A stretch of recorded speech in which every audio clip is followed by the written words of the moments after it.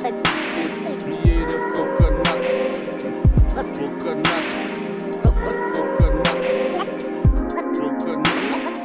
Kia ora tātou katoa, Tiana here again, welcoming you to another episode of the Creative Kokanuts.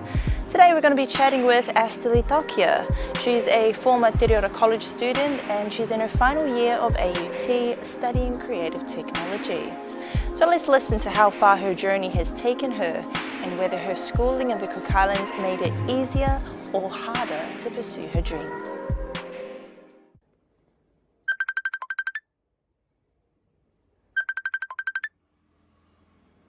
Hi, my name is Astarlii Taokia.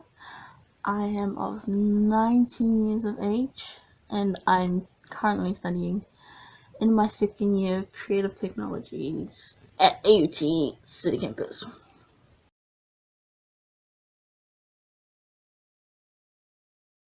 Creative Technologies currently for me is basically what the title says, creative, or being creative and applying technology to it.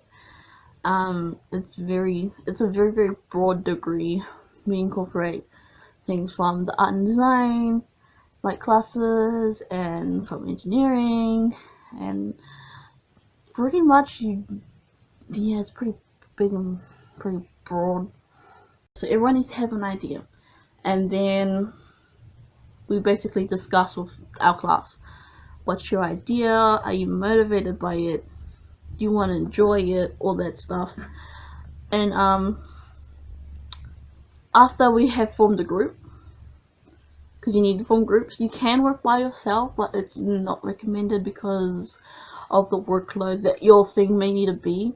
So you form a group and say your idea was to make an app that helped you sleep. So you would form a group and then you would work on everybody's strengths. So say someone's good at coding, someone's good at design, someone's good at communication or like the business side of things, then you would go from there.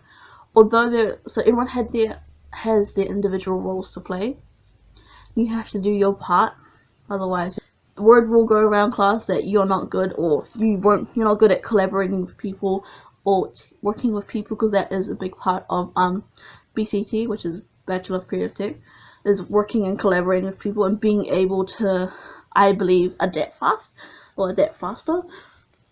And then after you got your team, you got your individual roles, you'll have like a set place in the class and you'll work there, you'll brainstorm how you can go further, and then about 5 weeks later will be a quick draft proposal where you'll pitch what you've done so far to the class and to the lecturer, the head of your course.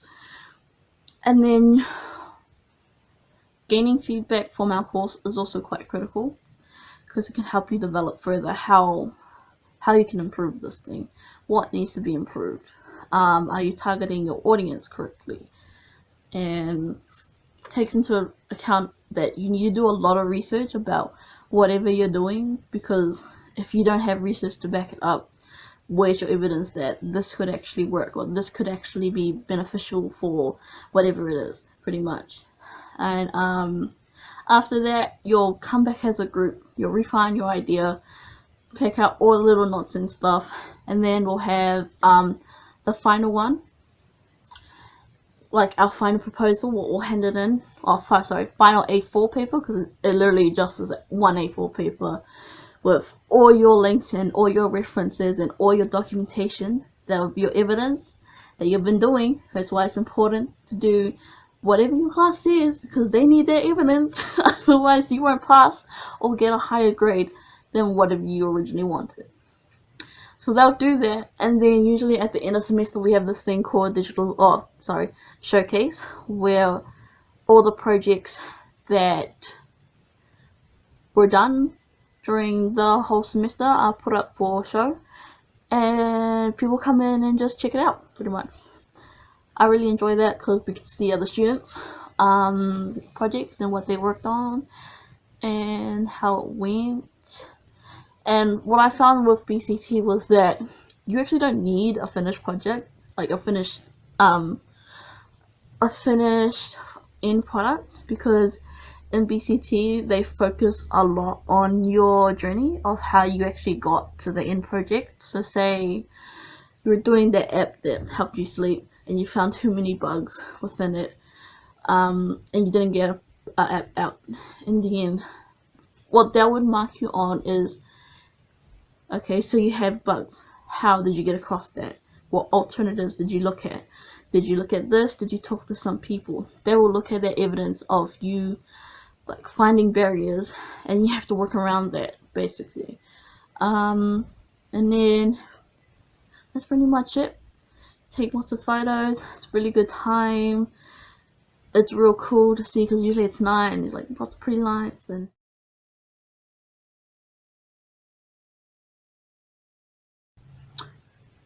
if I can remember from level 1, I did art.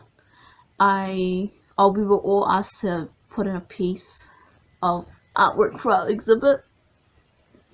I was having a really hard time picking one piece for my exhibition to show in the gallery that was going to be put up for sale. So I talked it over with my art teacher, Miss Cousins at the time. She goes, "Oh, why do we decide on this landscape piece?" And I was like, okay. And that day, or that night, I couldn't go because I had something else with my accounting class. But then my mum went instead for me, and she said, "Oh, your piece is like sold for almost over $500." And I'm like, what? $500? And it was a real simple piece. It was black and grey landscape of coconuts and the beach. Like, I was really surprised that it went for at least $500 for just a really simple piece. And that's one of the moments I remember. And it was either for, I think it was level 2 the next year, or level 3, can't remember. I did this brief workshop with a team from New Zealand where they make short films for like within 2 days. I was helping with providing like the music, sound, the track that would go with the video, and I wouldn't say director because they were kind of like, "Do you want to be the director?" After the person who wanted to originally be it didn't want to be it anymore, and she wanted to act instead. And yeah, our film turned out to be the favorite of the night. It was quite an enjoyable experience. It was really, it was okay. I did find it fun. It was a good learning experience, getting to learn about film. You know, that's not really what really I'm interested in currently, but it's just good to get like a range of knowledge from other creative backgrounds, I suppose. And in level 3, I worked with the live stream team for Te Maiwanui. And all that was basically handling the live stream, answering people's questions, going through pages, like keeping in contact with everyone on the stage, whether or not we can hear the sound, or the video's a bit or the sound's a bit but yeah, it was just like communicating back and forth with the stage team, making sure that people across the world that was going on the live stream with Facebook could see the live stream, basically.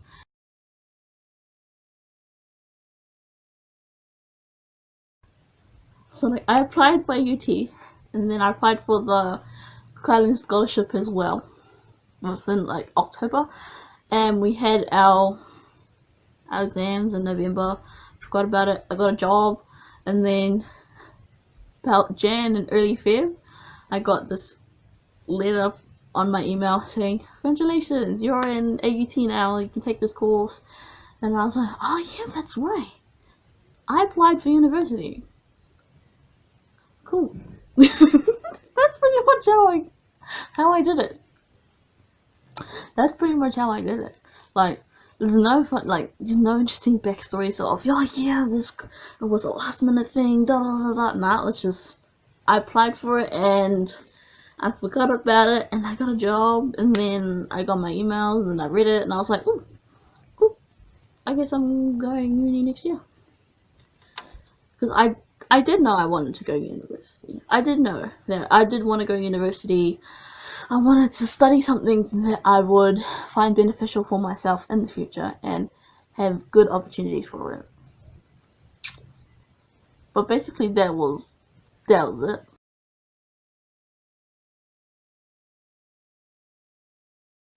I did find that like 12, 13 that I could draw at least a decent picture. I'm like, oh, I'm satisfied or I'm happy with it. And I did find that I did enjoy being creative, whether that was finding out new ways to do something, new ways to apply a move in martial arts, such as jiu-jitsu. I just guess finding in unconventional ways where you can see like a gap or a difference in the way you think compared to others. I wanted to see whether or not you could go that way and what you can do from there, and just broaden your horizon of how you apply something and see where it goes, pretty much. And my influences would probably have to be I wouldn't say influences, I'll say more inspiration. So like I'll draw something that I need from them or want to aspire to be, and I'll just grab it and apply it in my own way. But I would have to say my dad would probably be a good inspiration for me. He was also very creative, and it's good to learn or just even have a conversation with him about what he thinks of this, what he thinks of that. And even my mum, both my mum and dad are both real good inspirations. Even though they don't think to be creative, they are creative in ways that have helped me to form my thinking more properly and more like developed and defined.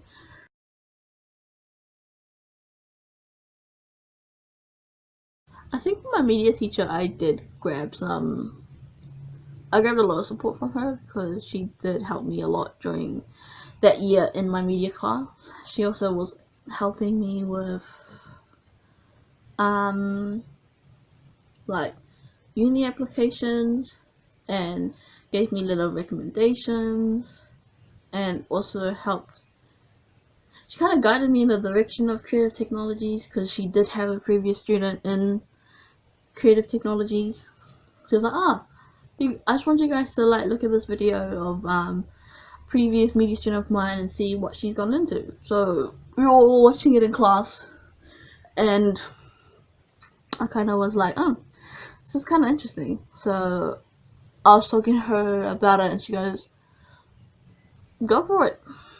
I'm happy to help you in any way you need. I can give you a little recommendation. I can give you my feedback, my input about things. And I was like,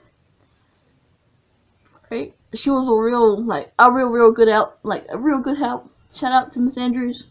I always got feedback from her, and that's when I learned that grabbing feedback from teachers and from anyone in general is really, really, really important and really, really good, because it gives you insight besides yours to see what you can improve on, and it's not meant to be deteriorating in any way. They're just trying to help you. That's it. Like, don't take it bad, don't take it negatively, because that's what I did. I thought I was useless, I thought I wasn't doing enough, but they're not. They're trying to help you be the best that you can be, or do the best you can at anything at all. So like, just don't look negative at it. Take it in, accept it, improve from it, learn from it, what you can do from it, is anything at all.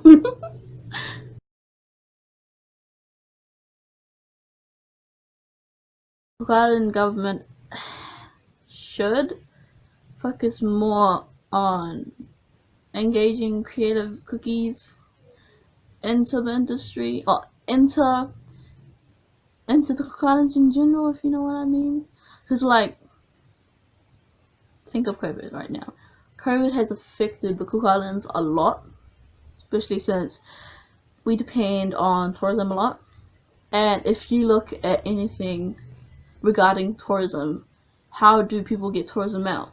They get it through advertisements, they get it through sponsorships, they get it through like anything visual. Like to say, come here, come to this destination, it's so pretty. Anything visual, like that helps tourists come to the Cook Islands. And what they don't realize is that people will get sick of seeing the same old things over and over again. And I think that the government should, like, most definitely help the creative community more, because the Cook Islands is like just bustling with creative fucking people. Like, you think of musicians, you think of artists, you think of chefs. Even though you might think of it, chefs are creatives, the way they present something on a plate. The tattoo industry, there are so many creative cookies in the Cook Islands that the government has just kind of been like, you're there, it's okay, you're earning some money for us, it's okay. But I so think that they could help with the community more, like by providing more creative courses within college. That would be like a big help. Add more creative courses. Add those courses so that when they come here, they can gain experience and come back and offer it to them. One thing I found really surprising was that I came to New Zealand, and only last year did I learn about coding, like any kind of coding. And there's so many codings. Like there's JavaScript, there's HTML, which is good for websites. There's Python, there's C++, there's C++, I think. I didn't even know any of these. And over here, they teach coding at a primary level. And I was learning a primary level thing, and I was like, what's up with this? This is all new, but it should have been taught when I was younger, when it was more doable. Anything 3D, anything animation, anything like Illustrator, Photoshop, you should get at least a basic understanding of those in Raro, because over here everybody uses them, and everyone is like, and then anyone that comes overseas is like, so like, it's gonna take them a while to go up to that niche, or that point, because they've already had it like embedded, or they've already learned it. So I have had to learn heaps of new skills within like a year or a couple of months, because I never learned that, or I never got the experience. I had to get it from my dad because he had all of those things. So offering just more digital courses, please. So like Photoshop, Illustrator, anything to do with like animation or 3D modeling and coding, like the basics of like the new technological age, please.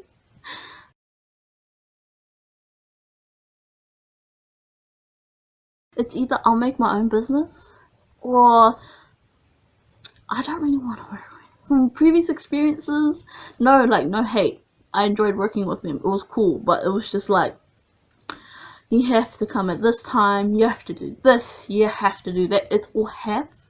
And if I have to do anything, it kind of ticks me off, because I'm like, what if I don't want to do that? I'm only doing this because I'm getting paid to do it.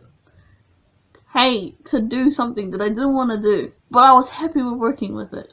I was just like, yeah, it's okay, I can do it, I'm getting paid, it's alright. But in regards to when I return, I think I just make my own business, something to do with creatives, or I'll work from here, bring Creative Cookies here, get more experience, go back, spread the creative love, and yeah, I just do that.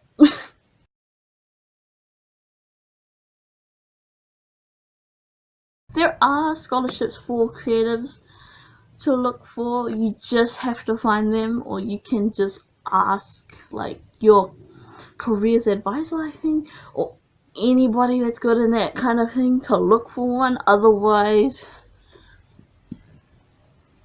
in regards to Cook Island scholarships, there's none. They just will, the one I did, They gave me a starter pack of free flights back at the end of the year, return flights, and $3,000, and that helped me buy my brand new laptop, which is kind of ugh now.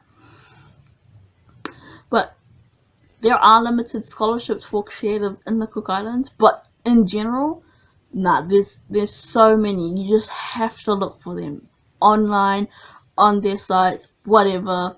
Just look for it. I'm the person where last minute things are great for me, but also planning is also great. So whatever works with you, you just gotta learn to adapt. Take feedback as a learning experience. What you can do from it, like I said before, what you can take from it. Don't take things always negative. Take things as like you need to improve on it. You can adapt to it. You can be better. Don't take it negatively. Don't let shit take you down like this way. Make it go up and make it just make what is it? Make you go better. Well, that was Esther.